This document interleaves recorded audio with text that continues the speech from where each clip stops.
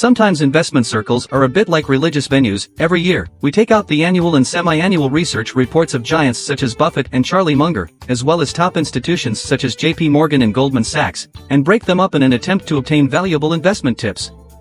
Just like devout believers interpreting scriptures. I have truly compared and understood the reports of this year, and the most core viewpoint is only one: adhering to long-term value. Investment. What is value investment? Simply put, it means buying a company when its market price is significantly lower than its intrinsic value, and then selling it when its market price is significantly higher than its intrinsic value.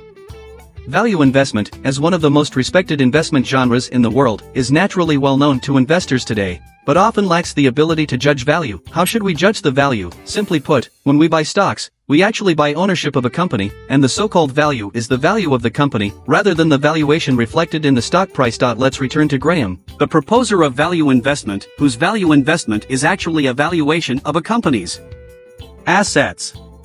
What you sell, I'll see how much it's worth, including oil, tobacco, alcohol, coal mines, and so on. After the Great Depression of 1929, the market value of many stocks was even much lower than their net assets on the books.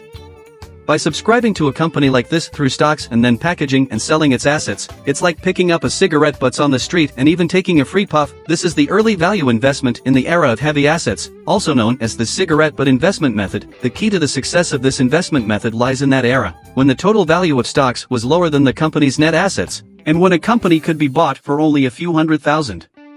Or even tens of thousands of dollars. Unfortunately, that era has already passed.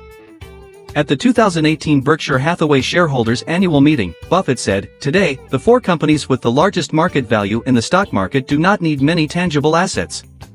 They do not need a lot of fixed assets investment like at General Motors or ExxonMobil in the past. We have entered the era of light assets."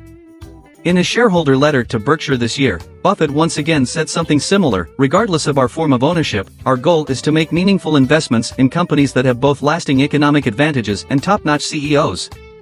Please note that our holdings of stocks are based on our expectations of their long-term business performance, not because we view them as tools for timely market fluctuations. Although Buffett remains cautious in investing in technology stocks, Apple has become Berkshire Hathaway's top-heavy holdings. At companies with lasting advantages mainly include technology companies such as Amazon, Microsoft, Apple, and Google. In their balance sheet, the value of intangible assets is much higher than that of tangible assets. Naturally, if we have entered the era of light assets, then compared to the heavy asset era, our investment methods and valuation standards should also be upgraded and evolved simultaneously. Let's take a look at the treatment rules of GAAP accounting standards for some important intangible assets. Point 1. Intellectual property. 2. Brand value. 3. Human capital. 4. Network effects. It is difficult to identify these corresponding items in the annual reports of enterprises that we can see, so it is also difficult for us to grasp the value of intangible assets of a company. But I want to say that for ordinary people, identifying the intangible value of a company is actually not that difficult.